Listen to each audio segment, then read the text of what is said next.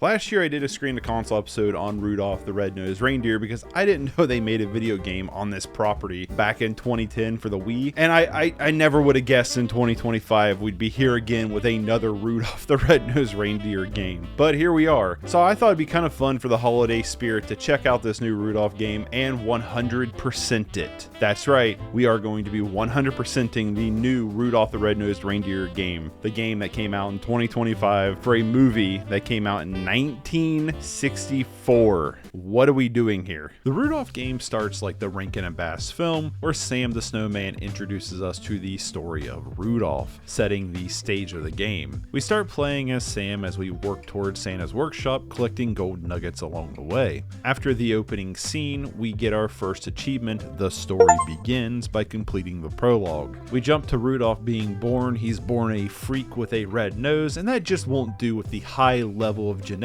that Santa is asking for, but we get the chance to run around as Rudolph, and honestly the controls feel very floaty and pretty loose. But we collect our first ornament in Jingle Bell, which unlocks Jingle Jingle Jingle for collecting our first Jingle Bell. When Rudolph gets close to a Jingle Bell, his nose will glow and an alarm will go off, and the sound of that like alarm noise is just always annoying considering how easy it is to find the Jingle Bells. This was just like an added nail on the chalkboard to me. I really wish they would have picked a different sound effect. Santa leaves and Donner puts a black cap on Rudolph's nose because he ain't gonna have no son that's a freak. After that, the map opens up a bit more and we meet Clarice, Hermey, and Yukon. All of them will give you a Jingle Bell if you help them, and each of their tasks only takes a couple of seconds to complete. However, finishing Hermey's request will unlock the Help the Dentist achievement for returning his book to him. After we help Yukon, we unlock the Reindeer Games area. Each map is an open map that allows you to explore and collect what you want, when you want, and where you want. I just took it section by section, collecting whatever I came across, but you don't have to be super duper thorough because everything is pretty much always in sight. As you go throughout the game, each map has 3 main collectibles: gold nuggets, ornaments, and jingle bells. You want to collect as many gold nuggets as you can per level because of the 9,999 gold nugget achievement, I Am Rich, but there's also a handful of achievements set around collecting jingle bells and ornaments. There's an achievement for collecting each jingle bell in each biome and collecting all 24 ornaments in a biome, along with collecting every jingle bell and ornament in the game. Each biome will only have 24 ornaments, but the number of jingle bells varies from place to place. But you will need to collect all 24 ornaments in a biome to unlock a jingle bell for collecting all of those ornaments. So in order to get all jingle bells in a biome, you also need to collect all ornaments. Each biome or map will have little platforming sections to get jingle bells, but there's also a race in every biome along with time trials. We complete our first race and unlock Novice Reindeer, and we complete the time trials at the Reindeer Games to unlock the Real Deal.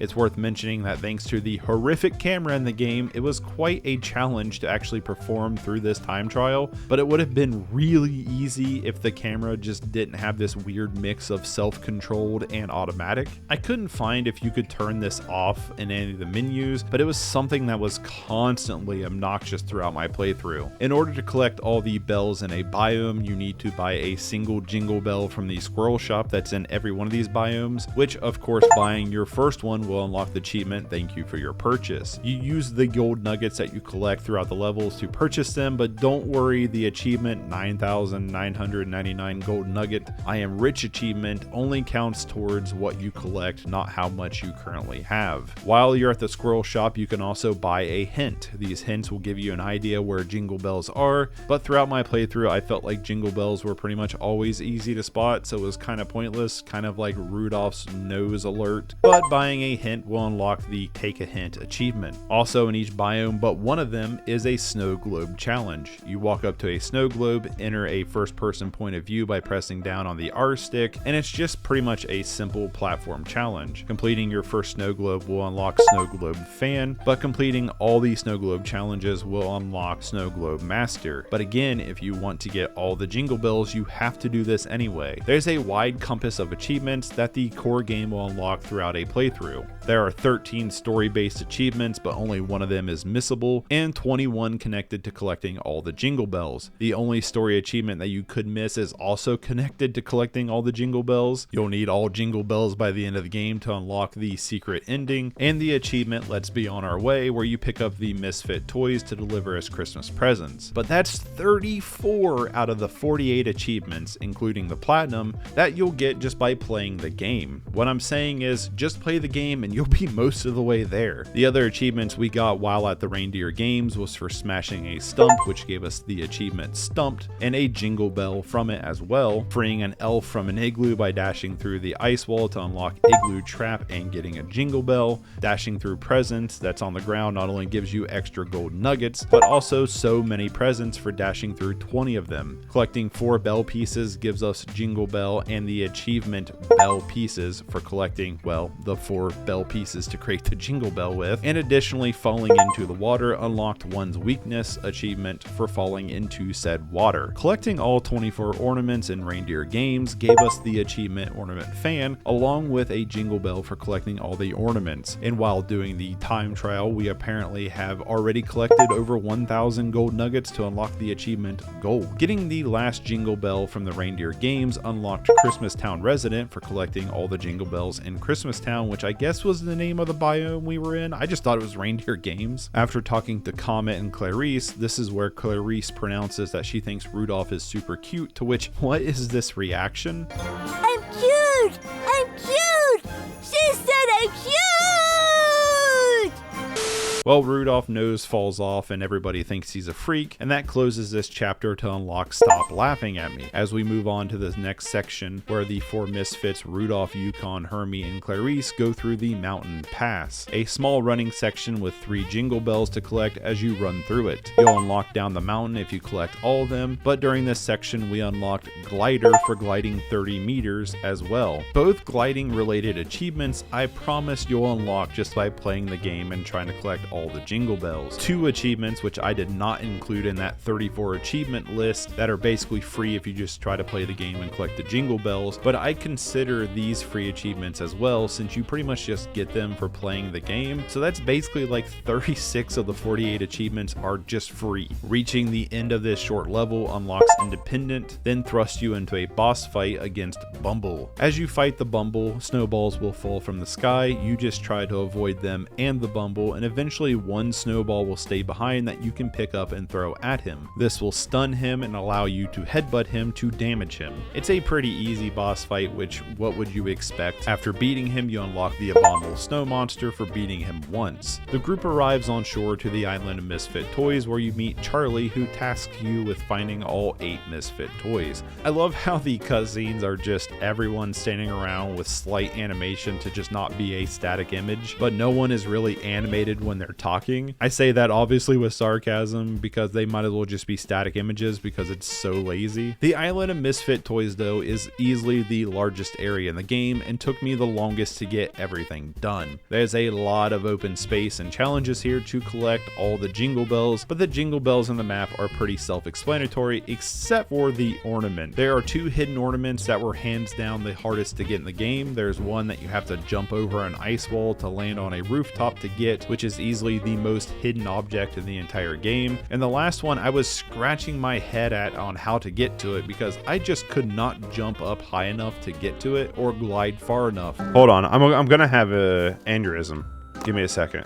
This will be fun. After looking it up, I found that if you just crouch and then jump, you get a mega jump, but I don't remember the game ever telling me this was a thing I could do. And if I would have known that, that could have saved me like an hour of frustration on just trying to get this one ornament. Each toy on the island has a quest for you to do, like finding missing feathers or playing hide and seek with them. All of them are pretty simple to do, and each will give you a jingle bell as well. Something annoying about this level is that there's an elevator system that you have to push objects onto to get it to work. Anytime you leave the level though, those objects reset, so anytime you load back in, you'll have to push all those objects back onto it to turn on that elevator. Also, there's a Simon Says like mini game that you have to dash into buttons to hit them, but the problem is they're slightly taller than Rudolph, so you have to very awkwardly jump and dash into them, and this was just super janky to do, especially thanks to the floaty and loose Xbox controls. It just feels like a slight design flaw. Like I feel like you should have been able to just dash into them at height. We unlocked the achievement Snow Clearing for hitting 20 snow-covered trees. You knock them off by dashing into them, and you'll get some extra gold nuggets as well. We also unlocked Make a Splash by ramming into a stack of presents and knocking one of them off into the water. This was done completely by accident. On this island, we also got Ouch That Hurts by getting hit by one of the big snowballs, and once we got that last stubborn ornament, we were able to get the achievement Another Misfit for collecting all the jingle bells on the island of Misfit toys. Finally, moving on, the next level is like Crash's boulder levels where the Bumble is chasing you. There are 4 bells to collect in this level, the first one being at the beginning before Bumble even starts chasing you. This would be one of the easier ones to miss in the game, but it's still pretty obvious where it's at. After running faster than the Bumble, we unlock It's My Nose for completing the section. That leads into yet another boss fight against the Bumble. The game is structured pretty much the same. You have a big open map,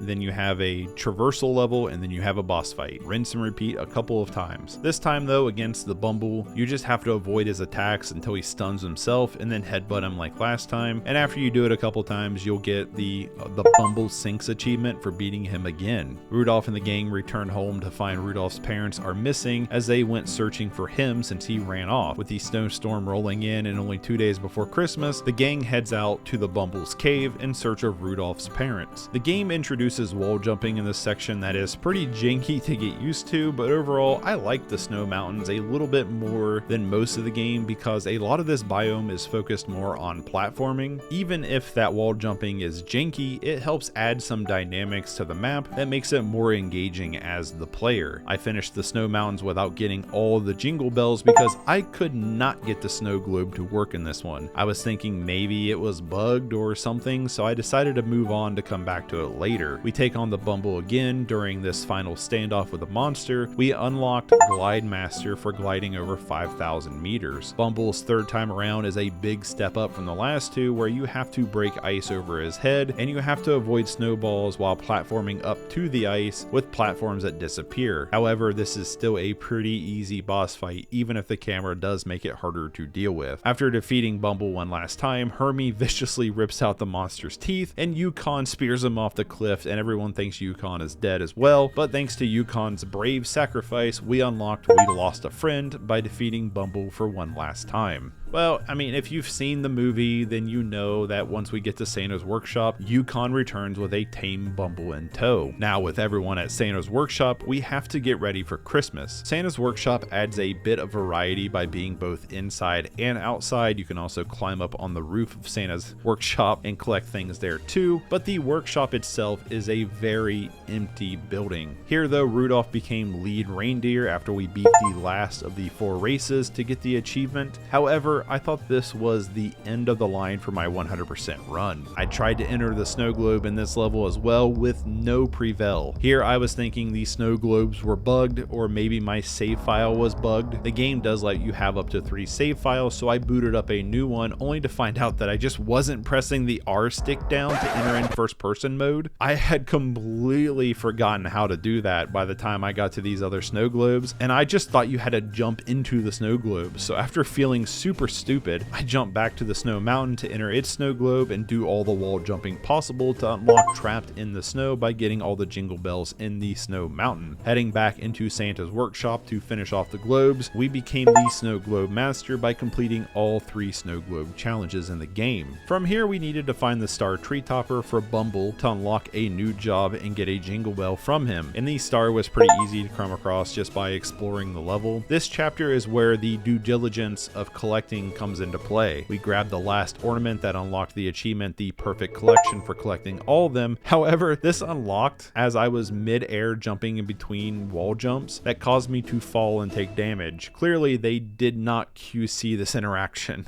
Finally getting all the jingle bells in Santa's castle. Sorry, this is a castle apparently and not a workshop. I thought it was Santa's workshop, but apparently it's Santa's castle. We unlocked Santa's lead and entered into the last level. Santa wants to cancel Christmas because of the winter storm, but thanks to Rudolph's freak nose, he can save Christmas. I see how it is. He's a freak until you need to use his freakness for your advantage. Real quick though, Rudolph's nose works more like a phone tower than headlights, so how would he be able to guide the sled in the winter storm, especially considering he's a reindeer that's never went out to deliver presents before or pull the sled like some of the other reindeer, so it's a whole new thing for him, let alone not being able to see shit. I get that his nose would help Santa see the front of the sled, but how would it help guide it in a blind out snowstorm? Well, regardless, we unlocked that beautiful nose before entering the final level where we pull Santa's sled. This is so janky to control and is pretty hard to steer in some places to try and collect as many gold nuggets as we can. There's also different paths you can take, so it could be a little easy to miss some of the jingle bells, but it's pretty apparent which path to take that has the jingle bells on them. But you'll definitely want to play this level again anyways, and I'll tell you why here in a bit. When we collected all 3 jingle bells in the level, I got a very satisfying 2 achievements in one for guide, collect all the jingle bells in the final flight, and the King of Jingling for collecting 100% of the jingle bells. Thanks to the fact that we got all the jingle bells on the island of misfit toys, we stopped by and picked up all the misfits and got the achievement Let's Be On Our Way before entering the credits where that's my buck unlocked for saving Christmas and beating the game. From here though, I went through and did a small cleanup to unlock the couple of achievements we missed. I played through the game without really looking too much at the achievement list, but rather just kind of playing the game and kind of finding most of everything. If I was playing this game a little bit more structured where I kind of took the achievements more to heart, then I definitely would have been able to pick up the few achievements I missed on my initial playthrough, like playing as a different character to unlock the misfits. You can play as Rudolph, Clarice, Hermey, or Yukon at any time. Also the icebreaker achievement where you smash through 20 ice walls. I went back and did this on the island of misfit toys because it had the most ice walls and it was pretty quick to get, but that just left 2 of the trophies or platinums or achievements or whatever they're called. I'm calling the main one a platinum. I'll call them achievements and not trophies. I know I'm a PlayStation boy at heart and I'm kind of been switching to Steam, but I'm still gonna call it a platinum. But the last 2 to get was the dreaded gold nuggets and that platinum. I think the golden nugget achievement is probably the only one you wouldn't get just through a playthrough because it is a bit of a grind to collect 9,999 gold nuggets. I replayed the last level where you guide Santa's sled to kind of grind this out because it takes only about 3 minutes to complete and is packed with gold nuggets, earning close to around 700 on a good run. This still took me about 40 minutes of running it back before the final double unlock of I am rich for getting the coveted 9,999 gold nuggies and going down in history for getting all the achievements.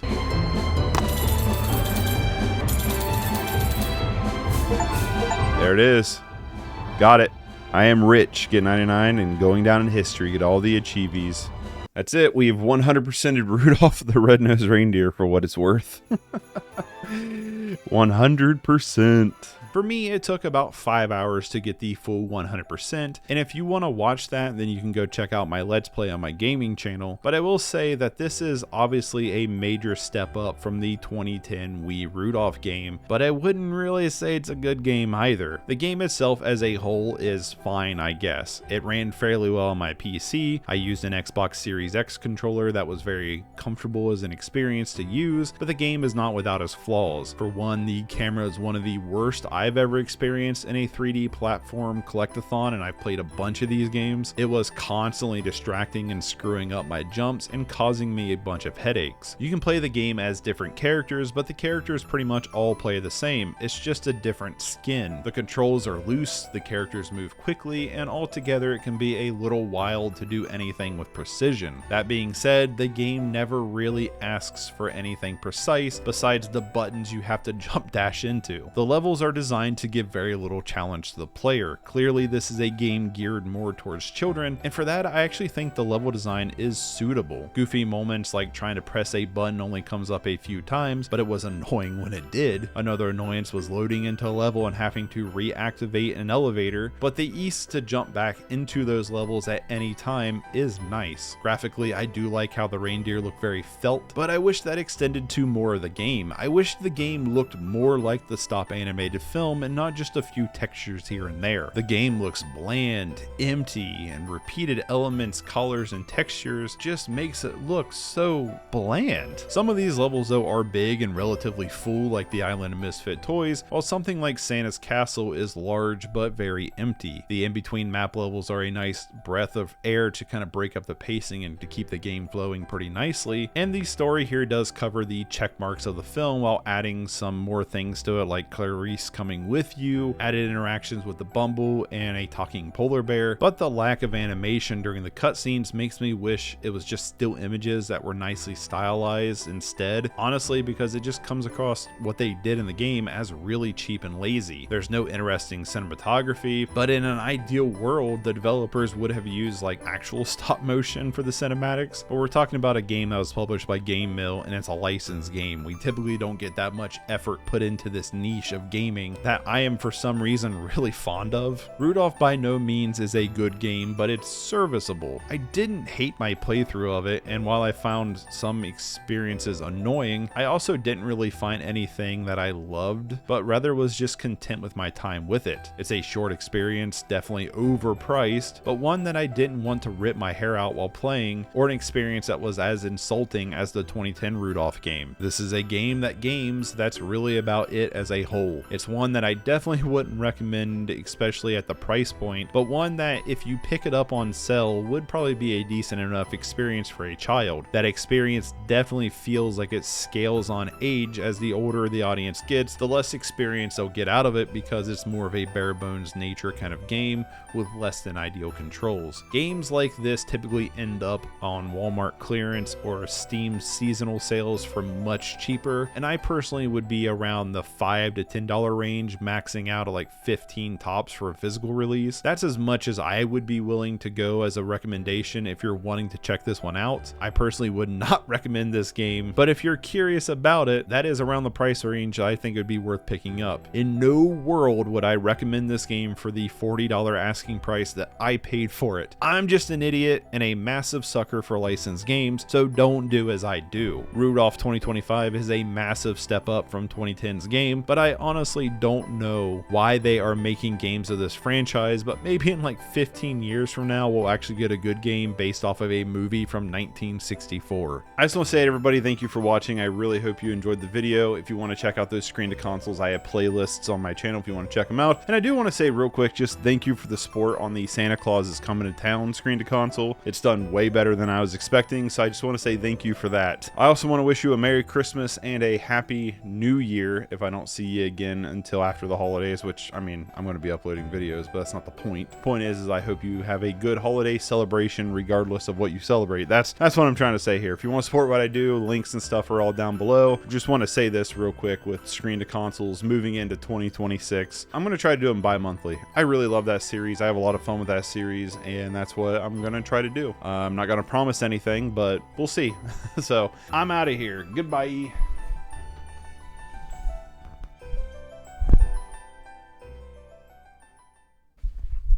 Way to be dramatic. They call me Rudolph, didn't choose my name. Every